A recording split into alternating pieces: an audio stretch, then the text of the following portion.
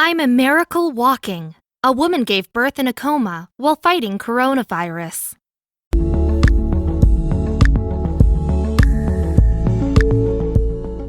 Angela Primachenko of Vancouver, Washington, gave birth to her daughter Ava while in medically induced coma to fight a COVID-19 infection. When Angela Primachenko awoke from a week-long medically induced coma on April 6th, she was disoriented from all of the medications in her body.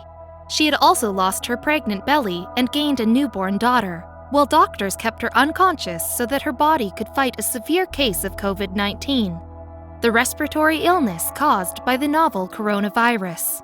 "I just woke up and all of a sudden, I didn't have my belly anymore," she told NBC's Today Show from her home in Vancouver, Washington. "It was just extremely mind-blowing." On March 22nd, Primachenko had a runny nose and suspected she was suffering from spring allergies. 2 days later, the pregnant 27-year-old had developed a fever, a dangerous condition for a woman 33 weeks pregnant. She went to the hospital where she worked as a respiratory therapist to be tested for the coronavirus. "I was taking precautions. I didn't go to work because I am pregnant," Primachenko told Today.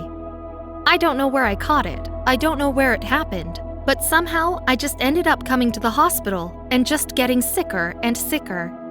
She tested positive for the virus on March 26th, and her health rapidly deteriorated. 2 days later, she was struggling to breathe normally. On March 29th, her doctors put her into the medically induced coma so that her body could focus on overcoming the infection. On April 1st, while Primachenko was still unconscious and fighting the virus, doctors induced labor and delivered her daughter Ava. Doctors placed the premature Ava in the neonatal intensive care unit until she could eat and poop on her own. Primachenko's twin sister, Oksana Luitin, told KGW, "The mother and daughter won't be reunited until Primachenko has 2 negative coronavirus tests in a row." But Primachenko says that she's been able to see her daughter over video calls when her husband David visits Ava in the hospital.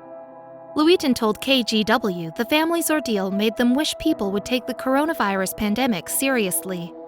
"This is no joke," Luitin said. "This is not an average flu. This is much, much worse."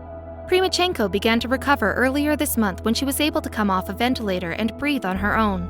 Her colleagues gathered to cheer and applaud as she was wheeled out of the intensive care unit. "Everyone did a standing ovation and just clapped me out of the ICU, which was so amazing and such a huge thing to be able to leave the ICU and go to the floors," Primachenko said.